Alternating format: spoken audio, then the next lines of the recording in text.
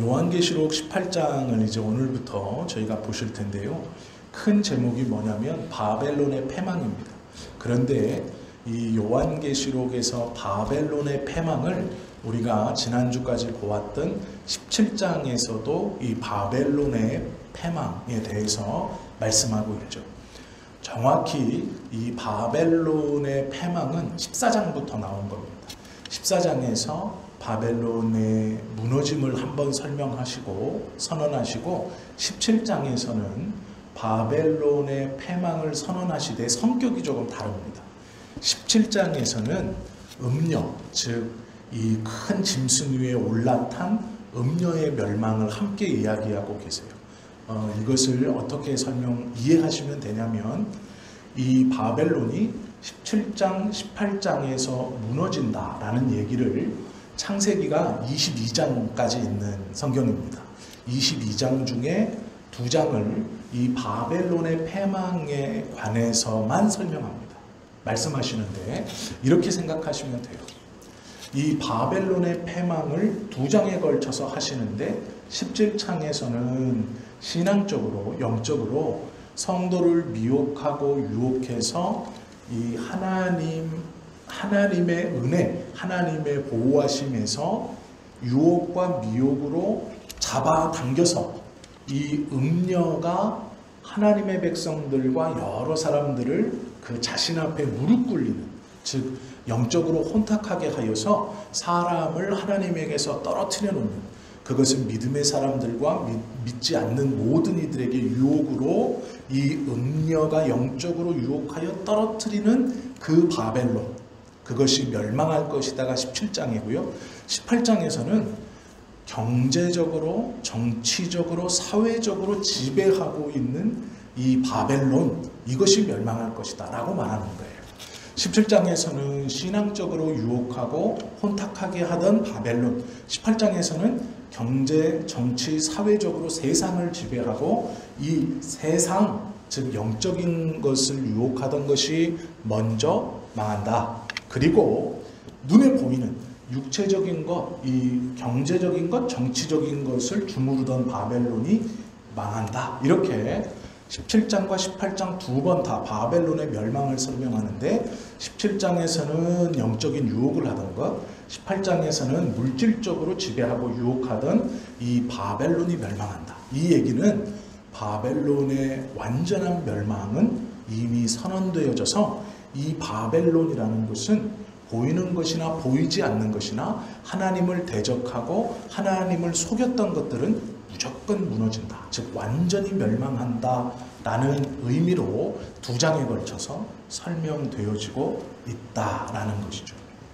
17장에서는 종교적 측면, 신자를 유혹하고 혼탁해 하던, 영적으로 혼탁해 하던 것이 멸망하고, 18장에서는 경제적인 측면, 세상을 지배하는 이런 것들이 무너진다. 이렇게 설명할 수 있습니다. 그러면서 오늘 이 18장을 시작하면서 바벨론이 멸망되어진다라는 것 앞에 한 천사가 등장합니다. 이 천사의 설명과 바벨론을 비교하면 오늘은 3가지만 딱 보려고 합니다.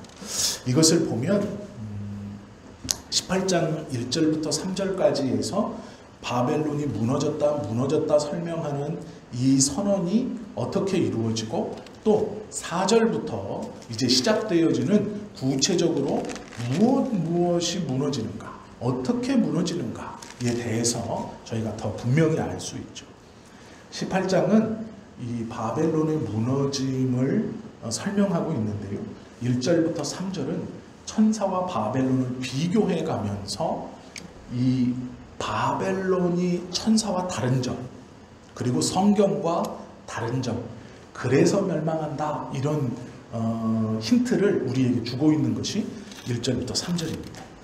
제인 오스틴이라는 작가 하면 우리가 오만과 편견이라는 책을 쓴 사람이에요. 이 오만과 편견은 그냥 이 평범한 여인이 재벌집 남자하고 만나는데, 평범한 여인이 갖고 있었던 선입견이 있었어요. 뭐냐면 부자들은 오만할 거다, 저 사람들은 막 이럴 거다. 그런데 만나보고 또 그 사람 때문에 다른 사람들도 이렇게 사귀어 보니까 아, 이건 내가 잘못 생각하고 있었던 거구나. 이게 부자들이라고 오만하진 않아. 이런 내용이에요. 내용을 한마디로 얘기하면 그런 건데 참 재미있게 썼죠. 근데 이 오만과 편견에서도 보면 먼저 가지고 있었던 선입견, 그리고 실제로 부딪혀 보니 그렇지 않았던 것, 이게 이제 내용인데요. 우리가 생각한 것, 큰 것, 거대한 것, 예를 한번 들어볼게요. 예입니다. 삼성전자가 망한다 생각하는 사람은 거의 없습니다. 왜 그럴까요? 삼성전자는 동네 구멍가게가 아니에요. 저희 여기 한 블럭 내려가면 지금 GS25 지하에 넓은 매장이 있습니다. 그 편의점 전에 있었던 것이 마트였어요. 마트였는데 어느 날 제가 그 마트 사장님을 어디서 봤냐면 60개 치킨 있는 행신, 그 60개 치킨 여기 가람의 여기 공원, 차장공원을 지나서 아래로 한 20m 한 블록 내려가다가 오른쪽으로 쭉 꺾어 들어가면 백종원 그거 커피숍이 있고요. 60개 치킨이 옆에 있어요. 그런데 그 맞은편에 1층에 큰 마트가 있습니다. 굉장히 큰 마트가 있어요. 아, 맞아요. 거기 캐셔로 계신 거예요. 그러니까 여기 사장님이셨거든요. 근데 어느 날 여기 마트가 없어져서 거기까지 갈 일이 있어서 갔는데 거기 캐셔로 있는 거예요.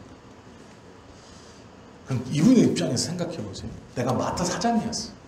그런데 지금은 다른 사람 마트에 캐셔로 있어. 그거 어떨까요? 기분이. 거기서 어머 사장님 이러면 기분이 좋을까요? 그분이? 아이고 여기서도 단골이었는데 없어졌다고 일로 와서 또 아는 척 해주시네요. 고마워요. 이럴까요? 아니죠. 모른 척 해줘야 돼요. 모른 척 해주는 게 예의예요. 분명히 이쪽 마트 사장님이셨는데 그 가게가 정리되고 여기에 캐셔로 계세요. 모르겠어요. 저는 모른 척 했어요. 사장님인데 제가 분명히 얼굴을 알거든요. 근데 마스크도 쓰고 있었고 모른 척 했어요. 그리고 계산할 때는 일부러 다른 분한테 계산해서 나왔어요. 조그마한 좀 이렇게 아무리 커도 마트는 망할 수 있습니다. 그런데 우리가 삼성이 망한다고 생각은 안 해요. 왜요? 조금 큰 게 아니잖아요. 엄청 크거든요. 크고 화려한 것은 망하지 않는다. 현대가 망한다고 생각하는 사람은 없습니다. 삼성이 망한다고 생각하는 사람도 없어요. 큰 것이 망한다고 생각하는 사람은 없어요. 그런데 성경은 그렇지 않아요. 바벨론은 앞에 수식어가 크다라는 것이 있어요. 크다. 큰 바벨론. 바벨론이라는 뜻 자체가 높다라는 뜻입니다.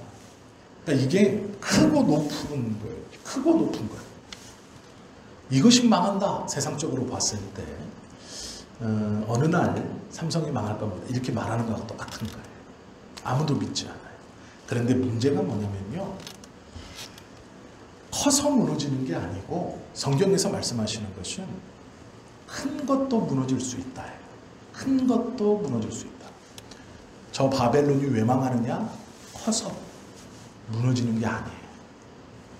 커가지고 이 바벨론이 하나님을 대적할 만큼 커져서 무너지는구나가 아니고 큰 것도 무너질 수 있다. 즉 하나님 앞에서 크다와 작다라는 것은 그렇게 중요한 것은 아닙니다.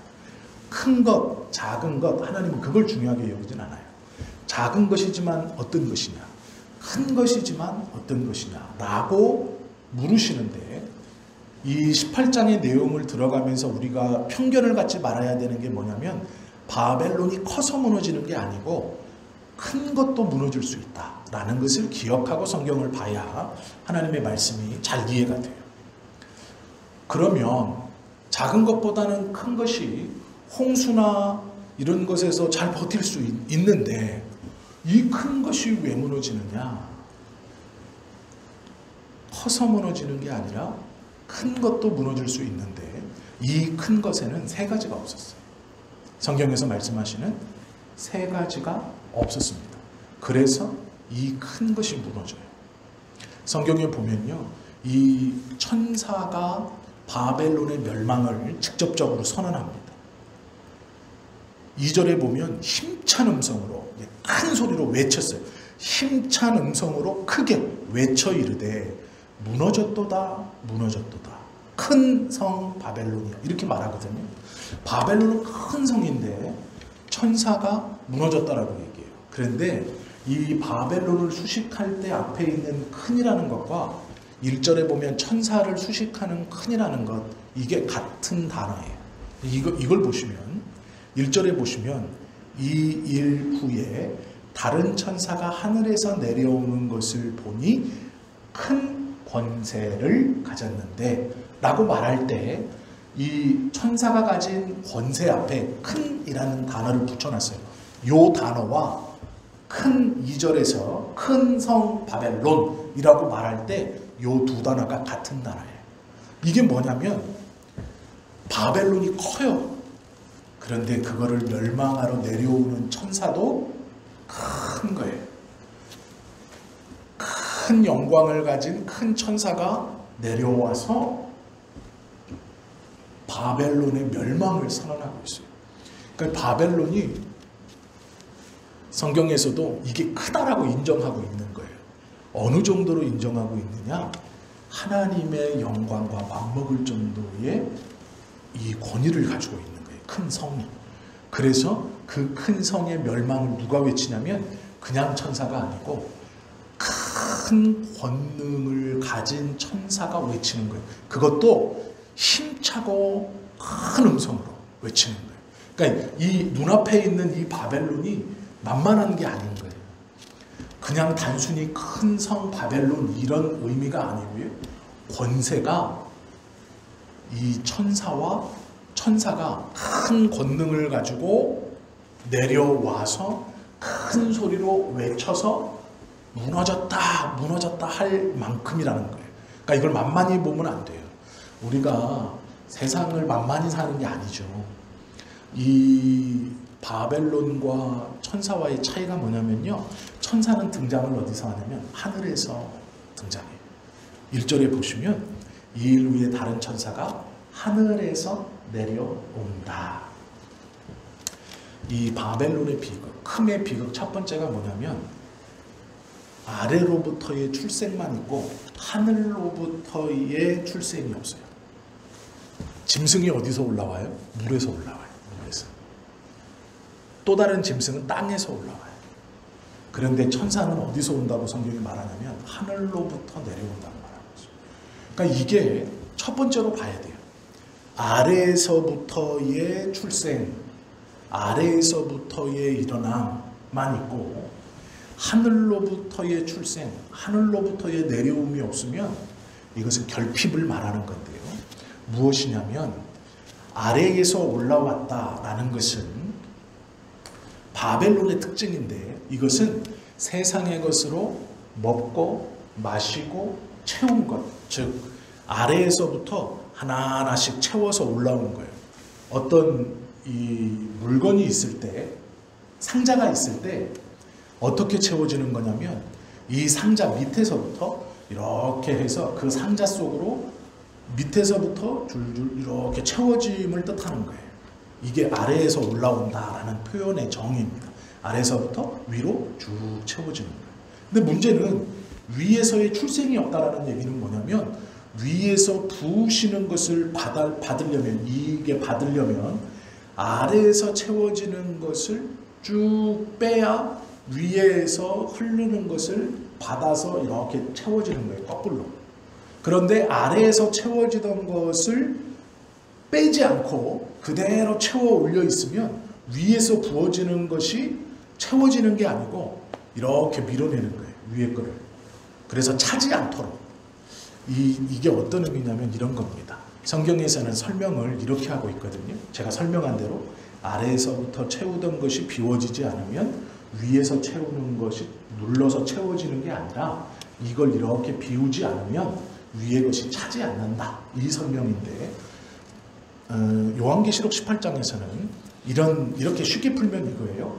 요한복음 3장에 보면 요한이 이렇게 말합니다. 위로부터 나지 않으면 하나님 나라에 들어갈 수 없다. 이렇게 말하거든요. 그러면 사람이 위로부터 난다라는 게 뭐냐? 이것을 굉장히 어려워했어요. 위로부터 나는 게 그럼 도대체 뭐냐? 우리는 어머니 뱃속에서, 상징은 땅입니다. 어머니 뱃속 땅에서 태어나서 거기서 경험하고 거기서 자라서 거기서 여태까지 살아왔는데, 요한은 그런 우리들을 보고 위에서부터 나지 아니하면, 우리는 이미 땅에서 났거든요. 그리고 자랐는데 위에서부터 나지 아니하면 하나님 나라에 갈 수 없다라고 말했어요. 이게 뭐냐면 땅에서부터 출생해서 너희가 보고 듣고 느끼고 가지고 있는 것이 우리에게 꽉 차 있다. 그런데 우리에게 꽉 차 있는 이것을 회개로 비워내야 그때야 비로소 위의 것이 우리에게 차진다. 이런 뜻이에요. 그래서 위로부터 난다라는 건 뭐냐면 내가 갖고 있었던, 내가 어머니에게 땅에서부터 출생하여 갖고 왔던 모든 것들을 회개로 비워낼 때, 즉 자기의 부인, 내 부인, 나는 내 것이 아닙니다. 나는 내가 아닙니다. 나는 내가 난 줄 알았더니 이것은 죄의 껍데기였고 내 생각인 줄 알았더니 내 생각이 아니라 사단의 생각이었고 큰 바벨론이 나를 양육하고 나를 길러서 내가 하늘의 것을 채우지 못하게 이 땅의 것으로 만족하고 이 땅의 것을 따라가게 하나님, 내가 그 죄 아래서 길리워졌습니다 라고 하는 이 회개를 통해 자기를 부인할 때 땅에서부터 채웠던 것이 내려가면서 비워지고 그 비워짐에 하나님의 것이 위에서부터 찬다. 이게 새 사람이에요. 의미가 어느 날 뿅 바뀌는 게 아니고요. 이 의미입니다. 이렇게 비울 때 위에서부터 내려오는 것으로 채워질 때 하나님의 나라에 갈 수 있다. 이게 요한의 설명이에요. 요한계시록 18장에서도 지금 이걸 얘기하고 있어요.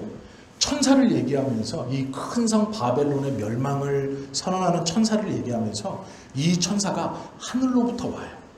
하늘로부터 왔다는 건 하늘의 것을 가지고 온다는 거예요. 하늘의 것을 가지고 땅의 것을 대표하는 이 큰 성 바벨론의 멸망을 선언하는 거예요. 그러니까 17장에서 말하는 종교적으로, 이 신앙적으로, 우리의 영적으로 꼬셔서 우리를 타락시키고 하나님에게서 멀어지던 바벨론을 멸망시키고, 또 우리의 육신적으로 이 물질을 상징하고 세상을 상징하는 이 권세의 바벨론이 무너지는데, 그 바벨론의 첫 번째 것은 땅의 것만을 갖고 있고 하늘의 것이 없는 상태예요. 이게 첫 번째 결핍이에요. 바닷짐승이 올라오고 땅짐승이 올라오고 그 땅에 있는 것을 탔다. 날지 않는다는 거예요. 짐승을 올라타서 세상을 돌아다니면서 큰 음성으로 무서운 곳으로 사람들을 꼬시고 있다. 그런데 이것은 이 위에 탄 음녀는 17장에서 멸망할 거예요. 그리고 나머지 짐승을 18장에서 멸망시키는데 어떻게 멸망시키느냐? 하늘에서 온 천사가 멸망시키는 거예요. 하늘에서 온 천사. 이거를 이해하셔야 돼요. 이것을 왜 이렇게 설명하느냐? 히브리인들이 구원에 대해서 어떻게 생각했느냐?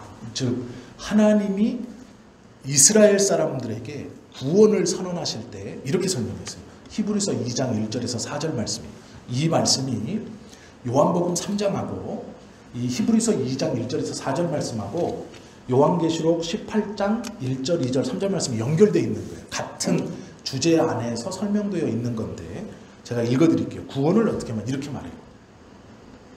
그러므로 우리는 들은 것에 더욱 유념함으로 우리가 흘러 떠내려가지 않도록 함이 마땅하니라.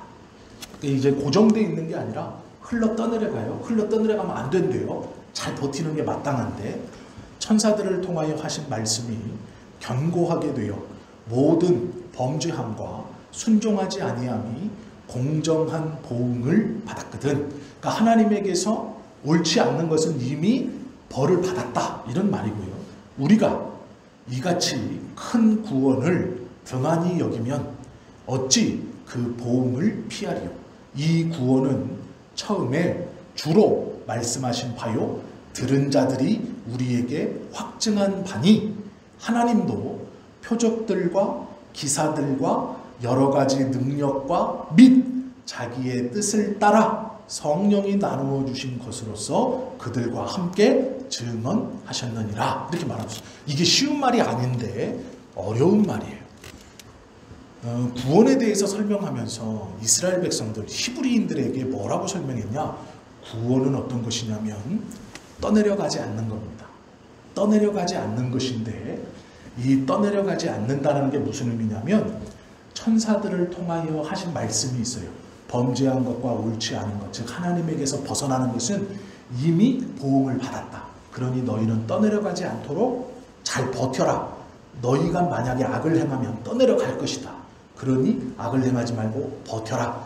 버티면 구원받는다는 것은 큰 소식이다. 그런데 이 큰 소식을 누가 말했냐? 천사들이 말했고 역사와 기적과 이적을 통해 성부 하나님이 말씀하셨고 성령이 지금도 증언하시는 것이다. 이렇게 말하는 거예요. 이게 구원이다 라고 말하는데, 왜 제가 이걸 연결시켜서 말씀드리냐면, 바벨론이 멸망할 때요, 천사가 말하는 말이 있어요. 뭐라고 말하냐면 무너졌도다 무너졌도다 이렇게 말해요. 이 무너졌다라는 뜻이 떨어졌다라는 뜻이에요. 이 어떤 자리에 있다가 이 무너졌도다 무너졌도다는 여기 위에 이렇게 올라가 있는 이게 이렇게 떨어진 상태, 이게 무너졌도다입니다. 그래서 천사가 지금 바벨론에게 뭐라고 외치냐면 무너졌도다 무너졌도다라는 건 기준에서 떨어졌다 떨어졌다 이런 말하는 거예요. 이 길을 이렇게 가다가 이 길에서 이렇게 떨어진 거예요. 낭떠러지로. 그래서 그래서 죽는 겁니다. 길에서 떨어져서. 근데 천사가 무너졌도다 무너졌도다라고 외치는 건 떨어졌도다 떨어졌도다 라는 말이에요.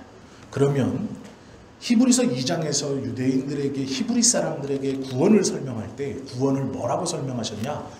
붙어 있는 것이다. 버티고 있는 것이다. 그러니까 떨어지지 않는 것이다 라고 설명했어요. 구원은 떨어지지 않는 것인데, 딱 붙어 있는 것인데, 이것이 큰 구원임은 성부가 성령과 제자들과 이 성자가 이적과 기적으로 증거하는 것이다. 즉 붙어 있어야 한다. 이것이 구원이에요 라고 설명해 놓고 이것을 하나님이 말씀하신 거예요. 증거하고 있는 거예요. 그러니 붙어 있으세요 해놓고 요한계시록 18장에 보면 바벨론에게 멸망을 선언하면서 천사가 하늘로부터 받은 큰 권세로, 또 이 권세가 얼마나 큰지, 이 땅이 바벨론으로 인하여 캄캄했어요. 흑암이 있었는데 천사가 내려오자 환해졌어요. 이만큼 큰 권세로 뭐라고 바벨론에게 외치냐면 너희는 망했다, 너희는 죽었다 이렇게 외치는 게 아니라 떨어졌다, 떨어졌다라고 외치는 거예요. 그러면 뭐에서 떨어졌어요? 구원에서 떨어진 거예요. 지금 바벨론 보고 뭐라고 외치냐면 천사가 큰 소리로 구원에서 떨어졌다, 떨어졌다 이렇게 외치고 있는 거예요. 그럼 이 떨어짐은 뭐예요? 떨어짐이 멸망이에요. 히브리 사람들에게 구원을 설명하면서 하나님이 뭐라고 설명했냐? 붙어 있는 것이 구원이다. 버티고 있는 것이 구원이다. 떨어지는 것은 멸망이다. 이렇게 설명해주고, 붙어 있는 것이 구원이라는 것은 하나님이 말씀하신 큰 구원인데, 우리가 이 큰 구원, 붙어 있는 것이 구원이라는 걸 업신여기면 너희도 쓸려서 내려간다는 거예요. 너희도 쓸려서 떨어진다 이런 뜻이에요. 그래서 이 큰 구원을 귀하게 여겨라 라고 말하면서 바벨론, 하나님을 대적하는 것을 망했다, 멸망했다, 죽었다라고 선언하지 않고 떨어졌다, 떨어졌다 이렇게 설명합니다. 이게 무너졌다, 무너졌다가 떨어졌다, 떨어졌다예요. 구원에 있어서 붙어있는 하나님의 자녀들 붙어 있어라. 그래야 구원받는다. 그러나 이 큰 바벨론은 떨어진다, 떨어졌다. 이 떨어짐이 멸망이에요. 바벨론의 멸망을 지금 이렇게 표현하고 있는 거예요. 천사가 저걸 다 없애버리는 것도 아니고요, 죽여버리는 것도 아니고, 천사가 막 불로 막 지지고 이렇게 해서 지진을 일으켜서 이렇게 하는 게 아니고요. 어떻게 선언하느냐? 떨어졌다, 떨어졌다. 그러면 이 떨어진 다음에 뭐가 일어나요? 불이 일어나는 거예요. 지진이 터지는 거예요. 이게 떨어진 선언이 먼저인 거예요. 떨어졌다라는 선언이 먼저 있고, 그 다음에 18장의 뒤에 보면 우리가 생각하는 재앙들이 막 일어나요. 그때부터 땅이 갈라지고 바위가 터지고 불비가 오고 막 이런 것들 있죠. 그 다음에 일어나요. 먼저가 뭐냐? 떨어졌다 떨어졌다 선언하는 거예요. 하늘에서 내려온 천사가 큰 바벨론을 보고 큰 음성으로 외쳐서 떨어졌다 떨어졌다. 이게 뭐냐면 멸망의 선언. 떨어졌다. 아직 멸망하지 않았거든요. 멸망하지 않았는데 떨어졌다라고 외치는 것이 이제 선언이에요. 심판이 너희는 그냥 멸망할 것이다 라는 선언을 떨어졌다 떨어졌다라고 하는 거예요. 그러면 왜 이렇게 말하느냐? 치부만 있고 치유가 없어서 그래요. 이 치부라는 것은 부끄러운 것인데 부끄러운 것이 있어요.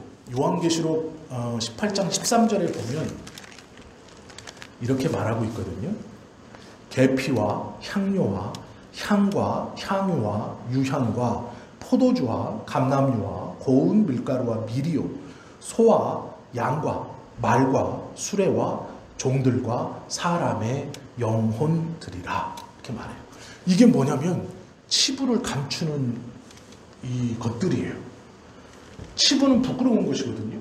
부끄러운 것을 뭘로 감추냐면 11절부터 계속 나와요. 좋은 상품, 금과 은과 보석, 진주, 세마포, 자주옥감, 비단, 붉은 옷감, 각종 향목, 각종 상아그릇, 값진 나무, 구리, 철, 대리석 만들어 각종 그릇, 계피, 향료, 향과 이 좋고 비싸고 아름답고 이런 것들로 치부를 가리는 거예요.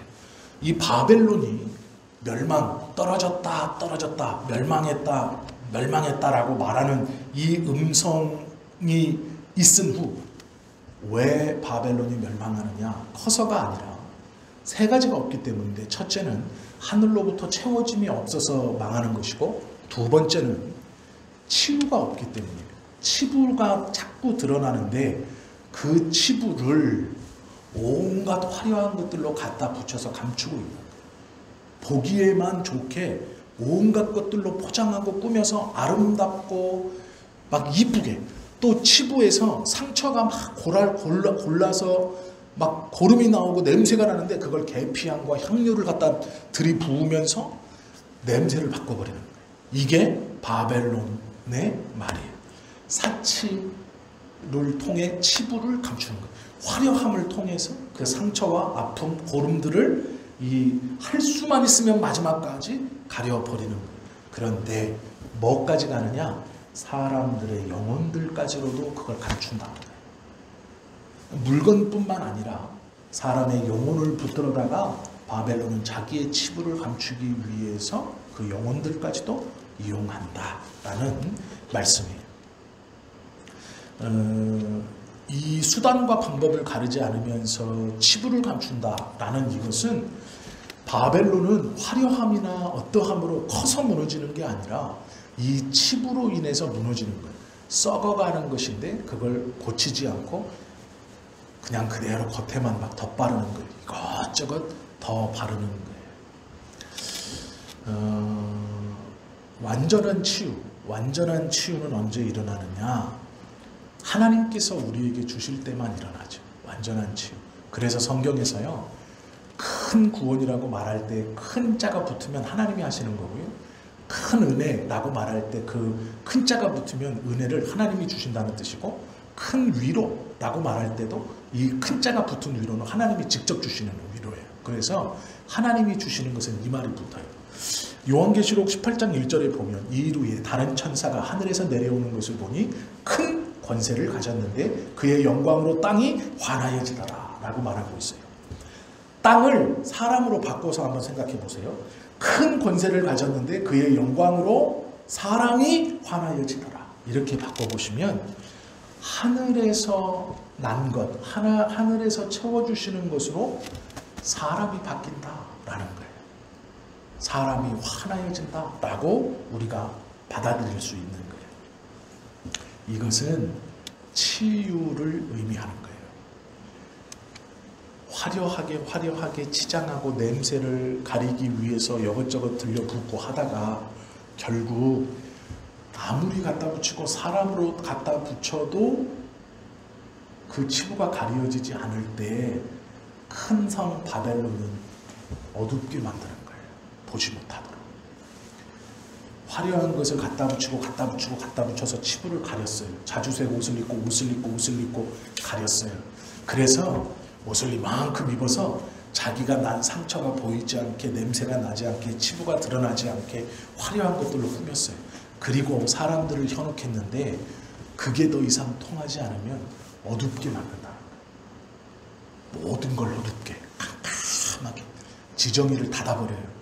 사리 분별하지 못하게, 말씀을 말씀으로 인지하지 못하게, 그런 것을 그런 것으로 인지하지 못하게 캄캄하게 만들어 판단하지 못하게, 이제 그것을 볼 수조차 없을 정도로.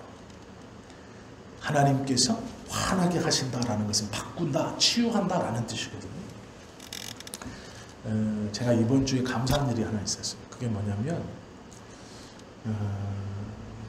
이틀 전에 카톡이 하나 왔어요. 카톡이 왔는데 저를 이렇게 목사님 이렇게 부르니까 말을 안 하고 그냥 목사님 부르니까 이제 모르는데 네 이렇게 대답을 했어요.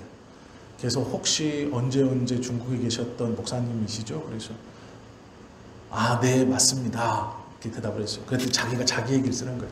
저는 2010년도 2011년도 중국에 있었던 누구누구입니다. 그런데 잘 생각이 안 나는 거예요.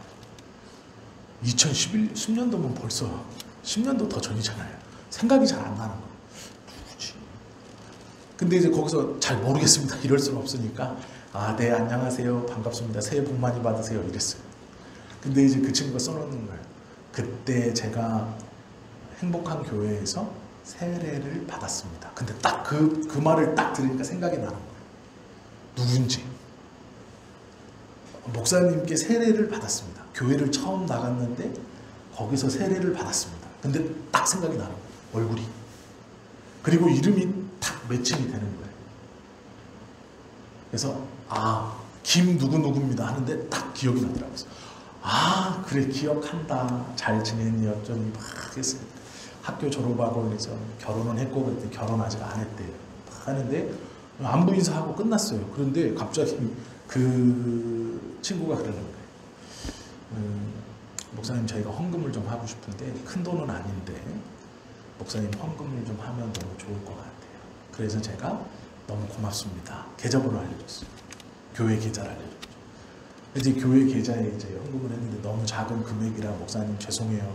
더 많이 헌금할 수 있게 기도해 주세요. 그랬더니 제가 이제 물었죠. 신앙생활은 잘 하고 있어요? 이렇게 물었더니 그때 이제 중국의 대진대 학생으로 교환학생으로 왔었던 거예요. 그러니까 2년 있다가 이제 갔는데 그리고 나서도 교회를 잘 다녔나 봐요. 그래서 신앙생활을 잘 하고 있대요. 지금 취직을 했고 이 친구가 액수를 밝혀도 되나? 40만 원 보내줬어요. 근데 너무 감사하더라고요. 그게 이제 교회 통장에 들어요. 2021년도에 2011년도에 대학교 1학년이면 한 2학년 됐을 거거든요. 10년 지났어도 지금 30대 초반이잖아요. 근데 너무 감사합니다. 근데 제가 거기다 뭐라고 썼냐면 위로해 주시는 하나님께 감사하고 우리 누구누구에게 너무 감사한다 이렇게 썼어요. 근데 정말이었어요. 그게 2011년도에 그 2년 봤던 그 청년이 세례를 받고 신앙생활을 한다는 것도 기뻤지만 하나님이 그 청년을 통해서 저에게 걱정하지 마라라고 저는 확신했어요. 저는. 그래서 너무 감사했어요. 제가 왜 이야기를 드리냐면 말은 안 하지만 속 시꺼운 일이 많거든요. 그런데 위로를 하나님이 주신다는 거예요. 사람이 물론 위로해요. 너무 감사하죠. 저도 기도합니다. 그러나 기대하지 않았고 몰랐던, 잊어버리고 있었던 그 연락을 이번 주에 받으면서 하나님의 위로가 나에게 있구나. 너무 감사했어요. 너무 기쁘더라고요. 근데 걱정이 안 되는 거예요. 진짜 큰 위로는 하나님께서 주신다. 사람을 통해서 물론 주시죠. 그래서 참 감사한 그런 날이었어요. 마지막입니다. 첫 번째는 땅에서의 나음만 있고 하늘에서의 이 채움이 없을 때. 두 번째는 치부만 있고 치유가 없을 때 망한다. 세 번째 마지막이에요. 생존만 있고 생명이 없을 때 망하는 거예요. 생존이라는 건요, 죽을 걸 알면서 살아가면 생존이에요. 그러니까 하루하루 말 그대로 생존, 목숨을 연명하는 거예요. 죽을 걸 알아요. 언제 죽을지 알아요. 그런데 성경에 보면 바벨론의 멸망이 선언됐어요.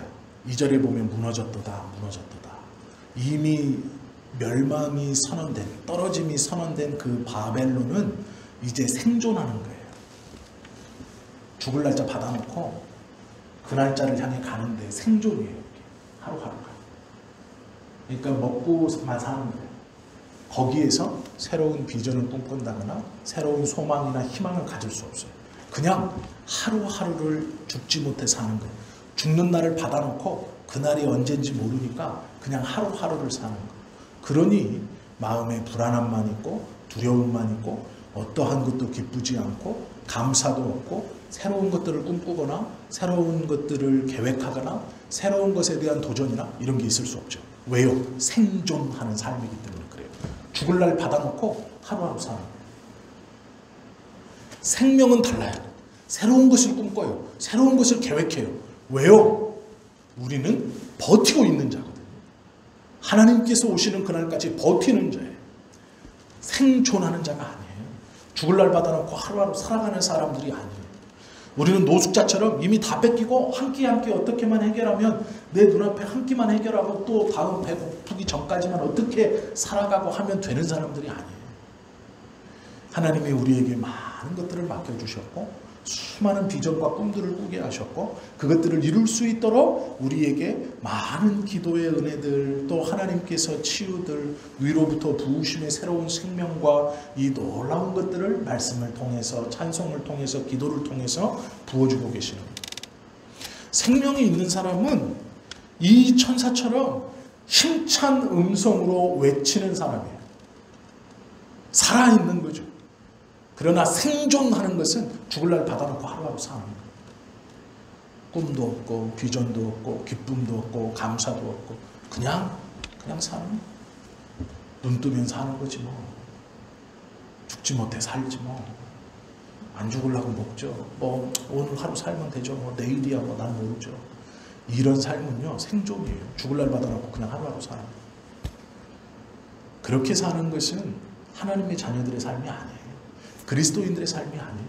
그건 멸망을 선언받은 큰 성 바벨론이 살아가는 거예요. 바벨론에 속한 사람들이 사는 모습이에요. 죽지 못해 사는, 죽을 날 받아놓고 그냥 하루하루 걸어가는 거예요. 그날을 향해 언제인지 모르니까.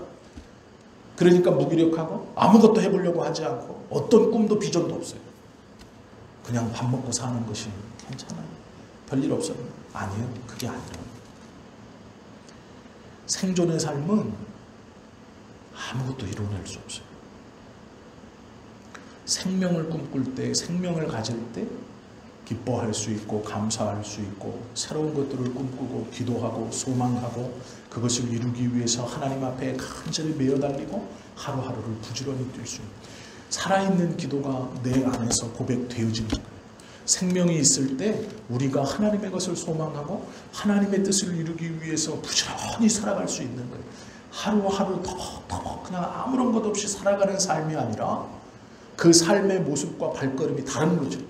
생명이 있는 사람은 희망을 품고 소망을 품고 하나님께서 원하시는 삶의 자리와 방향을 위해서 부지런히 자기를 돌아보고 수정하며 살아가는 사람이에요. 생존은 죽음 전에 죽어가는 거예요. 이미. 하나님 앞에 감사도 없고 새로운 것도 없고 그냥 자포자기하는 심정으로 뭐 이렇게 된 것 이미 소망도 없고 아무것도 없습니다. 아니에요. 우리는 그렇게 살아야 되는 사람들이 아니죠. 그건 죽음보다 더 비참한 무기력 속에서 그냥 죽어가는 거예요. 죽기 전에 죽어가는 거예요. 변화도 없어요. 감사도 없어요. 기쁘지도 않아요. 새로운 것들을 꿈꾸지도 않아요. 삶이 김동원 목사님이 굉장히 유명한 목사님이신데요. 이분이 중국에 와서 부흥회를 하실 때 저희 성도들한테 그랬어요. 참 죄송한 말씀입니다. 제가 하나님을 잘 믿었더니 자기는 능력이 없는 사람인데, 왜냐하면 이분은 방언을 못해요. 큰 소리로 기도를 못해요. 그걸 해본 적이 없대요, 자기는. 그리고 설교도 어떤 사람처럼 화려하거나 이렇게 못하고 그냥 이렇게 얘기하듯이. 그런데 높은 뜻 숭의교회 해가지고 성도들이 많이 이렇게 해서 교회가 부흥했죠. 나중에는 교회를 3개로 쪼개서 이렇게 이제 높은 뜻 교회들 이렇게 했죠. 그리고 나서 당시에는 꿈이 있었어요. 은퇴하고 나서 내가 전 세계를 돌아다니면서 복음을 전하겠다. 그리고 이제 은퇴하고 이제 중국도 오셔가지고 저희 교회도 오셨어요. 오셨는데, 오셔가지고 이제 이렇게 하시는데, 그때 이제 그런 거예요. 자기는 하나님 잘 믿었더니 자기 이제 그 책도 팔리고 이래가지고 통장 계좌에 자기는 아들 셋이 있는데 아들 셋한테 아파트 한 채씩 사줄 돈이 있다. 자기 통장에 아파트 한 채씩 사줄 돈이 있다. 자기는 평생 목회만 했는데 책 팔아가지고 이런 돈이 있다. 이런 거. 그러니까 성도님들 죄송한데 하나님 잘 믿었더니 이런 돈이 있습니다. 그러면서 무슨 얘기를 했냐? 교회 건축하는데 뭐 전세금 빼서 뭐 줬다 이런 얘기를 한 거예요. 그래서 제가 그 뒤 얘기는 들을 필요도 없는데 그 앞에 얘기를 한 거예요. 그런데 이제 이분이 그렇게 사셨어요. 어렵지 않게, 목회도 힘들지 않게 하셨는데 그런 얘기를 하고 이제 이렇게 하셔서 제가 그 기억이 나요. 그런데 암에 걸렸어요. 얼마 안 있다가 암에 걸렸어요. 그리고 나서 이제 항암 들어가니까 머리를 빡빡 깎고 죽을 날을 받아놓고 있는 거예요. 근데 이분이 생전 해본 적도 없고 한다고 생각도 못했던 유튜브를 한 거예요. 유튜브를 한 거예요. 그 왜 그랬냐면, 그리고 제목이 뭐냐면 날마다 기막힌 하루 이거예요. 그러니까 아침에 눈 떠가지고 내가 살아있네. 그 이제 방송 켜고 이제 하는 거예요. 소통하는 거예요. 하나님의 은혜가 이렇습니다. 말씀도. 그러니까 이제 그분이 암에 걸리고 나서 무기력에 빠진 거죠. 나는 계획이 있었고 꿈이 있었는데 뭐였냐면 5대양 6대주 다 돌아다니면서 복음 전하고 내 영향력으로 돈은 이제 부족하지 않으니까 막 이렇게 내 암에 걸렸어요. 그리고 나서 병실에 누워서 죽을 날 이제 죽는다고 생각하고 눈만 꿈뻑꿈뻑 하고 있는데 어느 날 아침에 눈을 딱 떴는데 그러시더래요. 오늘도 살아있네? 넌 왜 오늘도 살아있냐? 그리고 또 하나님 뭐 이렇게 해서 뭐 암 못 고친다는 뭐 이렇게 뭐 하나님 뭐 하고 잠자리에 들었는데 눈을 딱 떴는데 또 그 생각이 들더래요. 너는 오늘 왜 살아있냐? 그래서 이분이 시작한 게 그거예요. 날마다 기막힌 하루인가? 원래 그게 날마다 기막힌 새벽이었나 뭐 그랬을 건데, 그죠? 그 제가 그거를 몇 번 봤거든요. 처음에 이렇게. 그러면서 당신은 새로운 꿈을 꾸고 있다는 거예요. 이렇게. 이것을 통해.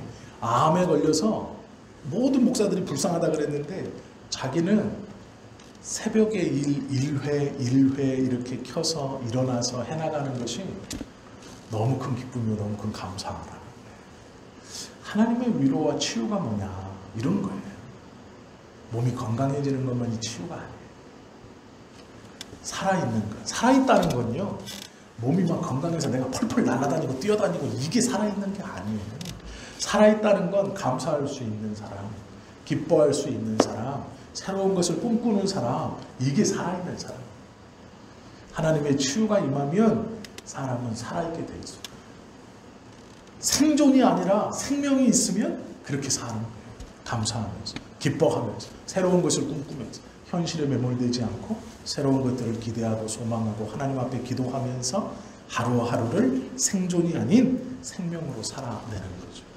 바벨론은 그것이 없어서 망하는 거예요. 3가지가 없는 거예요.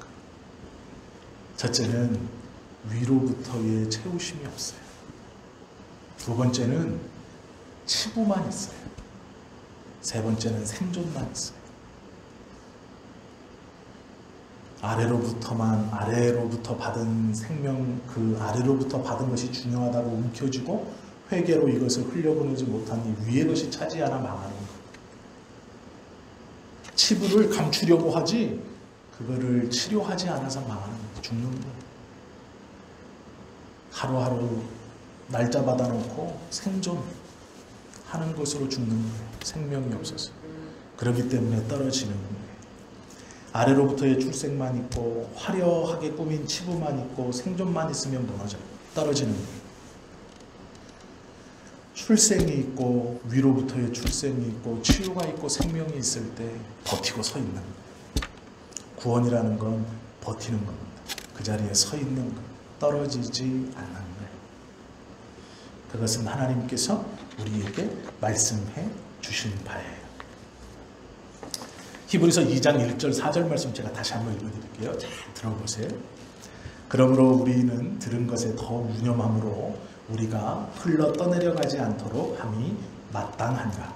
천사들을 통하여 하신 말씀이 경고하게 되어 모든 범죄함과 순종하지 아니함이 공정한 보응을 받았거든. 우리가 이같이 큰 구원을 등한히 여기면 어찌 그 보응을 피하리요. 이 구원은 처음에 주로 말씀하신 바요. 들은 자들이 우리에게 확증한 바니 하나님도 표적들과 기사들과 여러 가지 능력과 및 자기의 뜻을 따라 성령이 나누어 주신 것으로서 그들과 함께 증언하셨느니라. 붙어 있는 것, 떠내려가지 않는 것. 이것이 큰 성 바벨론과 다른 삶이에요. 무너졌도다 떨어졌도다와는 다른 삶이에요. 이것이 우리의 삶이 되어야 됩니다. 하늘로부터의 생명이 있는, 치유가 있는, 또 하나님께서 원하시는 그러한 것들을 품고 살아갈 수 있는 것, 이것이 우리의 삶이 되어야 하죠. 오늘은 요한계시록 18장 1절부터 3절까지 저희가 이제 짧게 보았습니다. 계시록이 곧 끝나가는데요. 계시록을 저희가 함께 나누면서 꼭 기억할 것은 하나님께서는 우리를 이기게 하실 거라는 거예요. 계시록의 주제는요, 이긴 자입니다. 한 가지 앞에 꼭 붙어 있어야 될 게 있어요. 주 안에서 이긴 자. 우리가 이 땅을 살아가고 또 하루하루를 살아가면서 주님 안에서 이긴 자, 위의 것을 채우는 사람, 치료를 받는 사람, 또 하나님께서 주시는 생명으로 하나님께 감사하고 새로운 것을 품고 기도하고 찬송하며 살아갈 수 있는 사람, 그런 사람이 되기를 예수님의 이름으로 축원합니다. 기도드립니다.